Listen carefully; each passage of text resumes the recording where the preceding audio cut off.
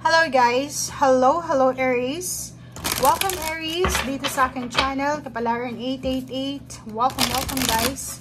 Alamin natin kung anong messages, vibration, gabay, energy para sa inyong lahat. Okay, ito ay para sa lahat ng Aries, friends natin na nanonood. Meron kang 3 cards. Lumabas to sa Leo. So, nakikita natin dito na siguro ito din yung focus mo, relationship. Okay? May relationship na focus, good health.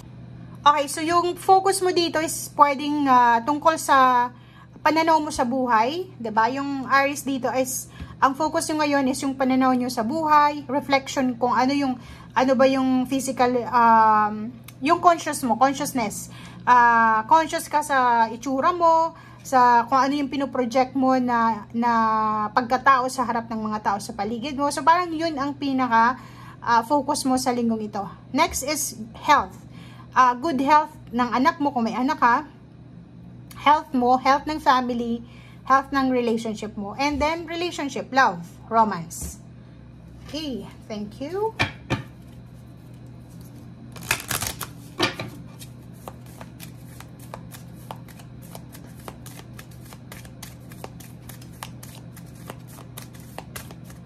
Aries. Sabi ko na eh. Sabi ko lalabas to kasi lumabas to sa Leo. Okay, same din sa Leo. Panoorin mo yung Leo, Aries. Sinasabi ng baraha mo sa'yo dito na under attack ka ng temptation. So, if ever man single ka, siguro yung temptation sa'yo, if you're single, is money. 'Di ba? May mga bisyo ka siguro, or may mga hindi ka maiwasan na mga overspending, over impulsive buying, or bisyo nga, inom, sigarilyo, or kung ano pa man. Dito sa barahan to, kailangan mo daw mahalin ang sarili mo. Relationship, siguro, ito yung ito yung temptation. So, parang sinasabi ng barahan na moderation ang kailangan mo, Aries, sa buhay. Ang nakikita natin dito is either bisyo to. Sobra-sobrang pagbibisyo, sobra-sobrang ganito sa relationship or sa third party, parang ganon. So, under attack ka ng temptation this week.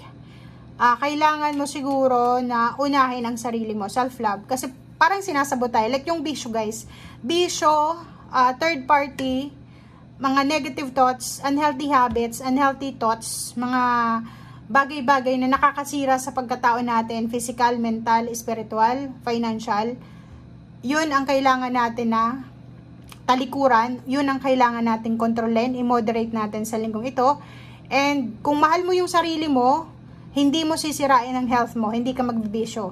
Kung mahal mo yung sarili mo, hindi ka mag-overthink, hindi ka may stress, or iwasan mo yung stress, iwasan mo yung depression, and focus ka sa health mo. Okay? And projection, yung projection natin sa ibang tao, yung ano yung pinapakita natin, hindi yan importante, guys. Sinasabi ng baraha, kung ano ka, hindi ka dapat naghahanap ng validation sa ibang tao. Kung ayaw nila sa'yo, diwag. Pero, dapat sigurado ka sa sarili mo na wala kang mga unhealthy habits, wala kang mga bagay-bagay na kailangan i-moderate sa sarili mo. Kasi parang nakikita natin dito, Aries, may mga Aries dito na napapansin nila na iniiwasan sila ng mga tao sa paligid nila.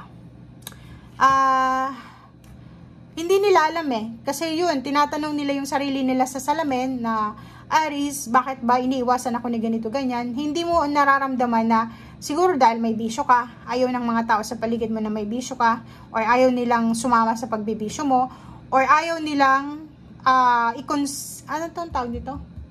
Yung consent ba? Anong tawag doon? Ayaw nilang madamay sa third party mo or sa kung ano man to.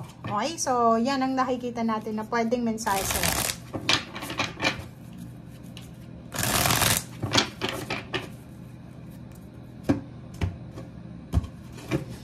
Okay, Aries. Okay.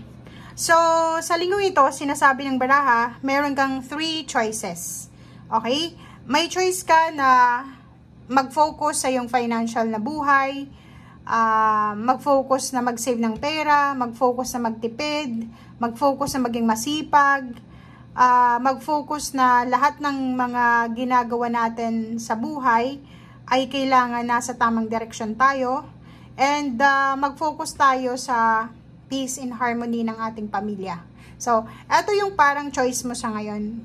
Binibigyan ka ng choice ng ating universe kung ano yung posibleng pwede mong gawin sa linggong ito na magbe-benefit ka few years hanggang sa tumanda ka na. Okay?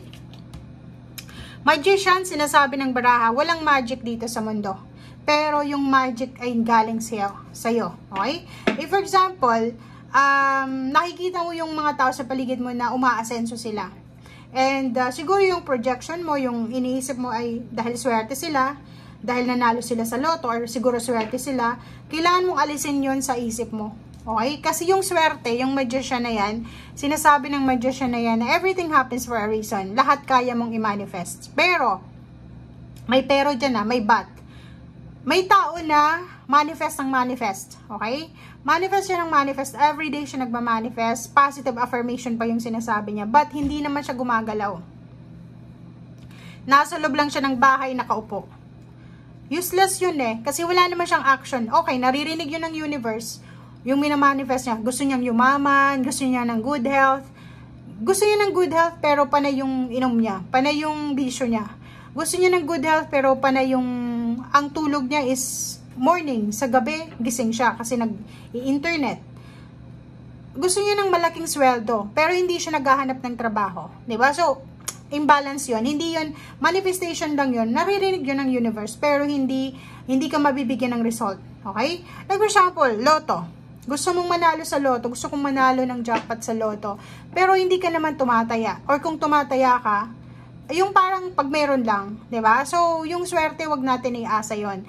Ang swerte, ang totoong swerte, guys, is yung combination niya ng sipag, tiyaga, pagiging mabuting tao, wala tayong nilalamangan, wala tayong tinatapakan na ibang tao.